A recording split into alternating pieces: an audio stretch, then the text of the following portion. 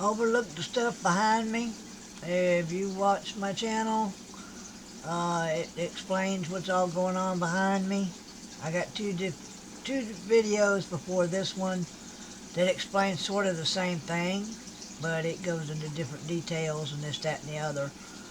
But this video that I haven't done since I've been home from the hospital explains what I went through when I got sick in May, which was supposed to be the very month that we were supposed to take a vacation to go to Florida and visit some friends in Kentucky and stuff like that. But as life has it, as you see in the background, that's my Australian Shepherd just came in. But anyway, like I said, as luck had it, I didn't know how sick I was because I had just went to the doctors that week or 3 weeks before our vacation time. I got sick in 2023 in May, the 5th, if I ain't mistaken. I think the 5th of May is when I got sick, and I didn't come out until September and barely made it out then. But I'm going to let you know a few things of what I know from what my doctor has told me. And if you ever been as sick as I was, I would sure like to have your input, okay? First of all, what made me sick was being in the cabin with it not being sealed up. And what I mean by not being sealed up is the pollen and the dust and the stuff like that floating around that I didn't realize really would make a person as sick as I was until it happened. I damn near died twice, okay? They had me under rows, ROWS, rows of machines, of every machine they could find, heart, breathing, everything. I mean, hubby and doctors all told me, look, we had you under every machine we could find to keep you alive.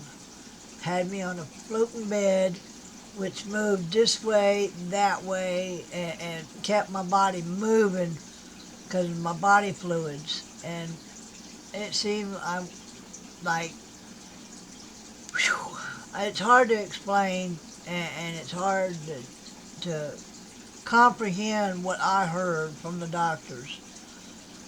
They had me under monitor 24/7.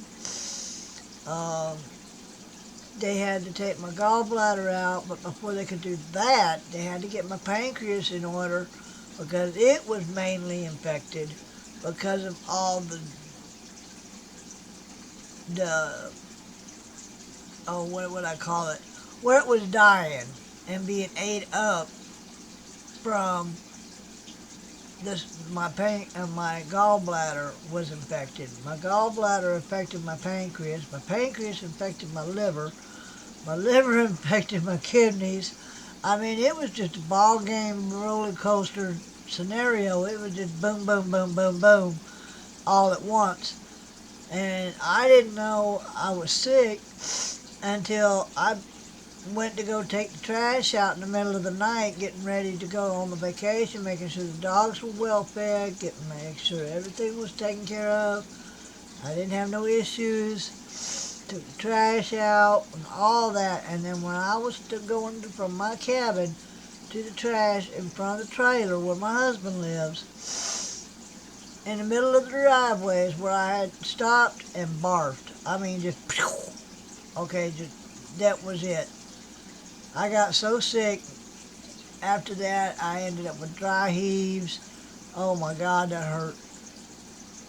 Somehow or another, I had to manage to figure out how to get from where I was at to the trailer to let my husband know we had to go to the hospital. Something wasn't right.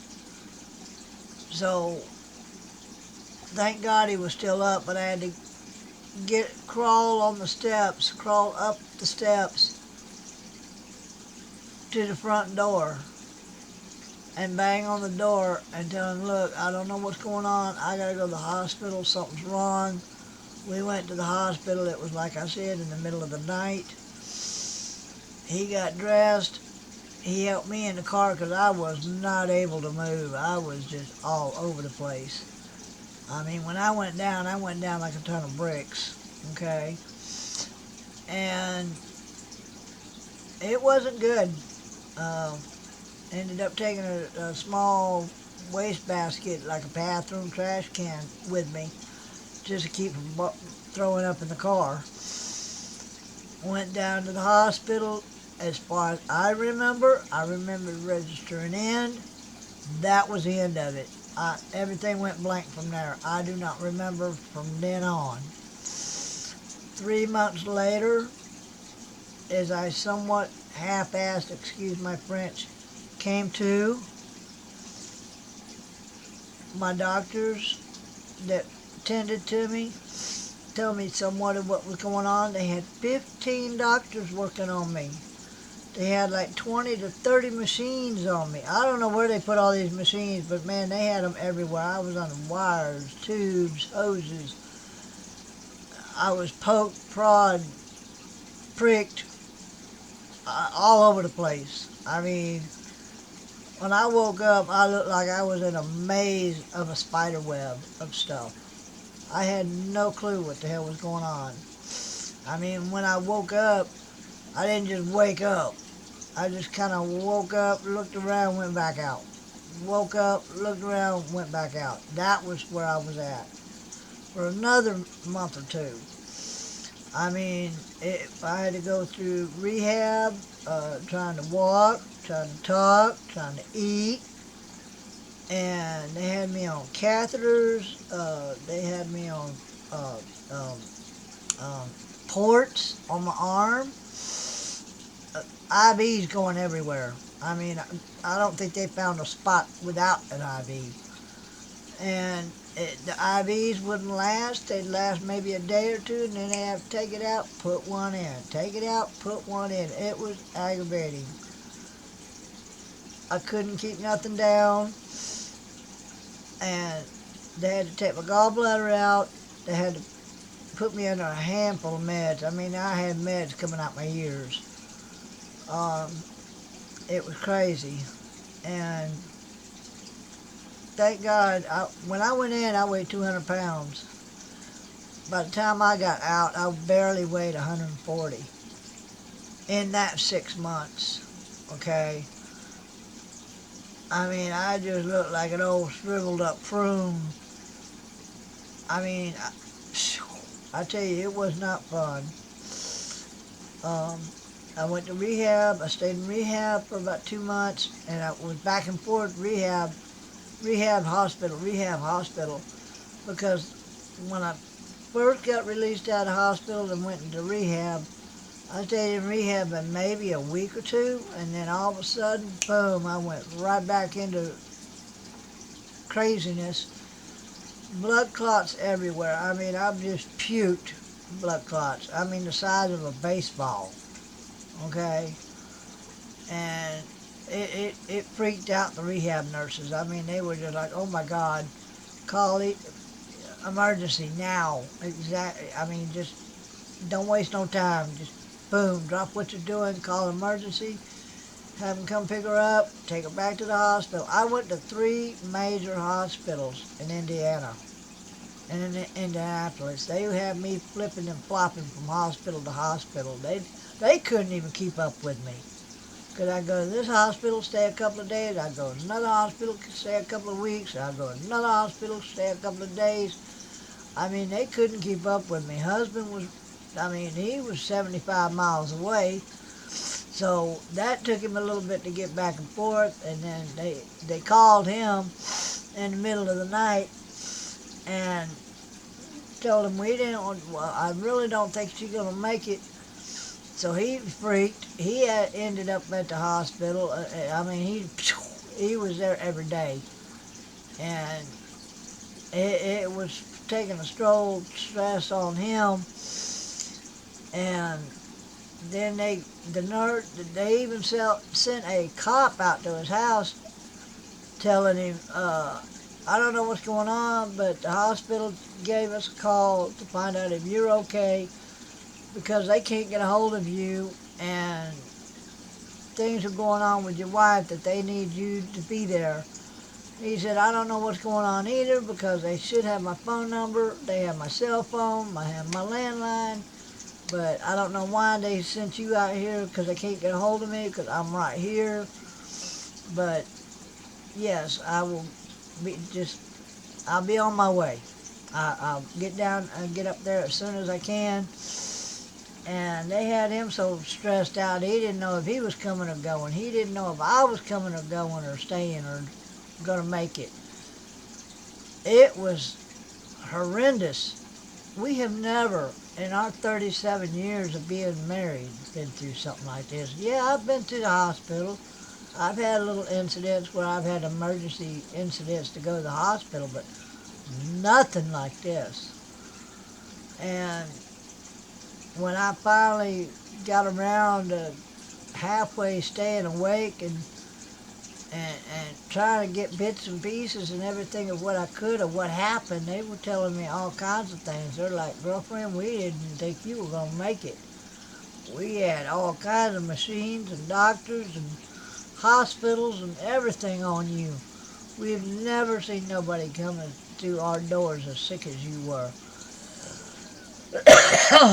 So now, a long story short, um, I'm on water pills, blood thinners, insulin, blood pressure, you name it. I'm on cholesterol pills. I'm on all kinds of stuff. I got a handful of meds I take every morning. 7 meds in the morning and 3 at night. So yeah, I've got a few issues going on. But here's the miraculous, thank God I'm alive point where when I did come out of the hospital in September,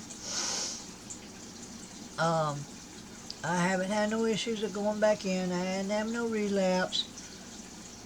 But it took me from September to, let's see, where we at? April? Let's see, September. Alright, October, November, December. By January, I was up and walking on my own. When I came home, I was in almost a wheelchair. I tossed that before I left the hospital. I went from a wheelchair to what do they call it, a walker. A walker and a cane, okay? I was so weak I couldn't hold myself up and I was getting dizzy. I still get dizzy. And after being active and knowing I had to get on my feet, that was the best way to do it, is to get up and walk around and just do things. If it wasn't nothing but walk up and down the hallway 2 or 3 times. Once in the morning, in the afternoon, in the evening, go out into the deck, get some sunshine of what I could. When it wasn't getting so cold, I'd go out to the deck, walk around it. We got a 12, well, I don't know, about 11, 12 by 20 size port deck. So I walked around it. I didn't touch no steps because I barely could get up and down steps. I mean, regular steps and only 3 or 4 steps. I couldn't even do that. So I just walked around the steps and walked to the trailer where I had to stay because my cabin was upside down. It was full of mice, and mice took over. They destroyed my house, my cabin, because they were going to remodel it. Well, it still ain't done. Bits and pieces. I mean, here it is, April, and still haven't got nothing done. I mean, what I've got done is just taken me since I've been out of the hospital to get on them. to get it done, and it's not getting done. I don't know what to do. I ain't even gonna touch that subject because it gets on my nerves and stresses me out. But as far as me being sick like I was, I never had a clue. Never had a clue until it knocked me down to my knees in the driveway. And to hear everything I went through, and to be where I am today, I'm getting around really good. I'm going up and downstairs. My husband made a ramp for me for when I first came home because I couldn't make steps. So I went up and down the ramp, walked around the front yard, maybe, like a 10-foot area. Walked around that, came in, walked around the cat trailer. As long as I was walking around and using my feet and my legs, I was getting around. Husband, like, Ma, you don't need to be doing that. And I told him, I said, look, if I want to get back on my feet, I've got to do this. So that's what got me as good as I am. And I've got sugar diabetes now, type 2. I don't like that idea. I'm hoping I can knock that in the head. But with my pancreas being infected like it was, they took out gallons of stuff out of me that put me from 200 to 140 pounds. Barely 140 pounds. They wouldn't let me out until I was 145, at least. And once I got to 145, now I'm at 160 since September. So September, October, November, December, January, February, March, April. That's 7 months that I've finally gotten where I want to be. I don't like being at 160, but I'm staying at 160, 155, which is good because I don't want to go over 160. 160 is my limit. Boom, done, over with. No, I will find a way to lose that extra 1 or 2 or 3 pounds. So, yeah, they got me on a strict sugar, no sugar diet, no cholesterol diet, watch my carb diet.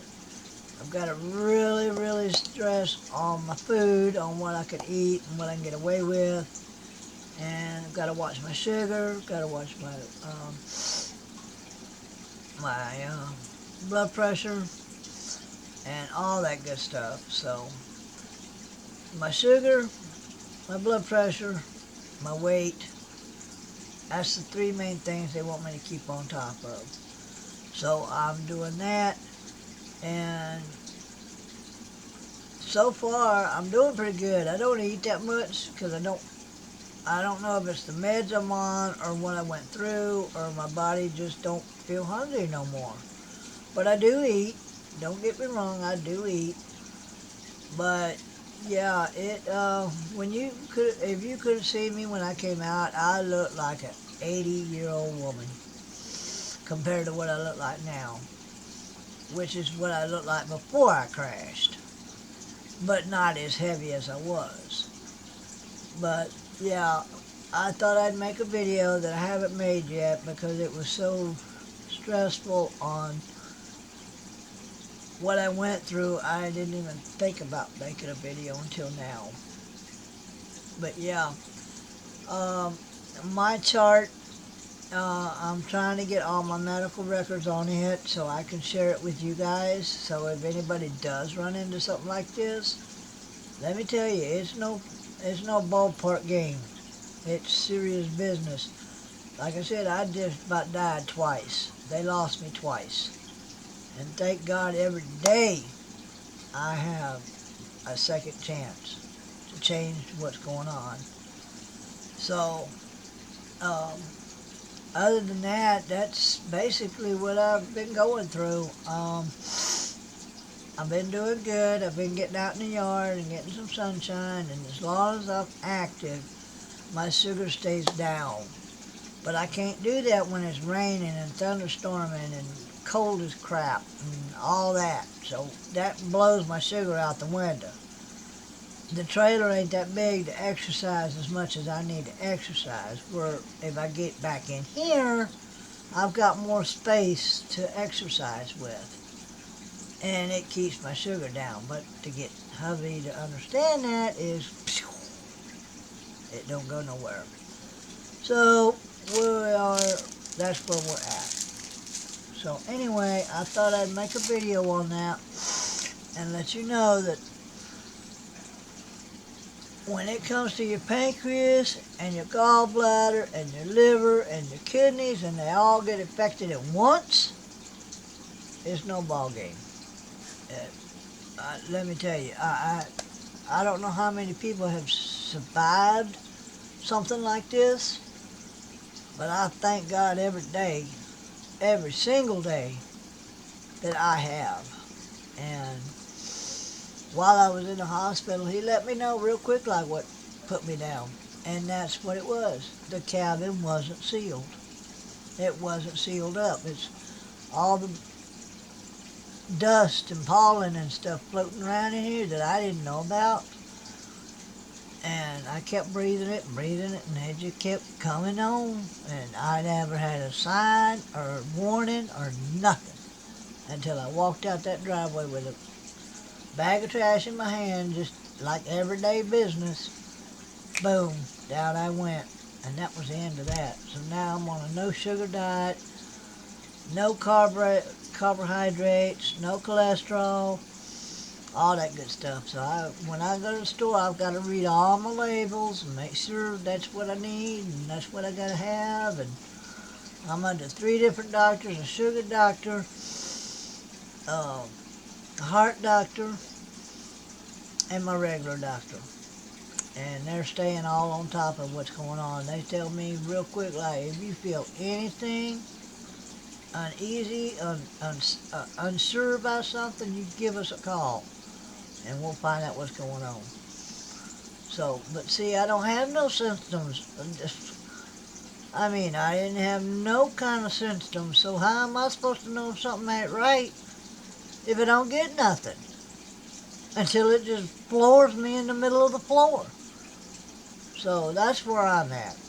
Alright, so if you guys ever experienced anything like that or wondering about anything like that, that's where I'm at.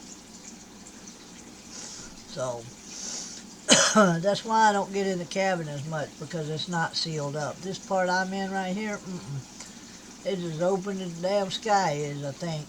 The only thing I got in here is the insulation, and that ain't doing nothing because it's collecting stuff. So I need this place sealed off. That means walls, floors, ceilings, everything.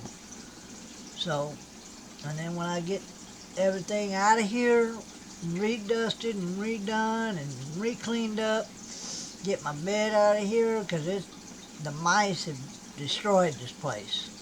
They've gotten into everything. I've eradicated the mice, thank God. I got me a mouse thing over there, electronic mouse thing that puts a signal out they can't stand, so that helps. So other than that, I gotta get off here and get hubby up. It's going on 2 o'clock, and we'll go from there and see what happens. He's been in bed since 8:30 this morning, and it's 2 o'clock. So how much am I getting done? Nothing. Oh well. So then they wonder why my stress level is so up. But anyway, let me let you go, and I will holler at you guys later. And thank you for listening. And like, share, subscribe, share, whatever you got to do, want to do, comment. I'm here when I'm here. I'm in the cabin right now. I've got me a laptop in the trailer, but it won't let me comment on my videos. So when I get in the trailer or in the cabin, that's when I can comment on my videos, which I'm here every day. It's just sometimes early and sometimes late, and, but I try to be here every day. But yeah, thank you for visiting, responding, liking, sharing, and all that. Right now it's 44 degrees and cloudy. So I'm going to let you go, and you guys have a good one, and take care, and we'll holler at you later. Bye.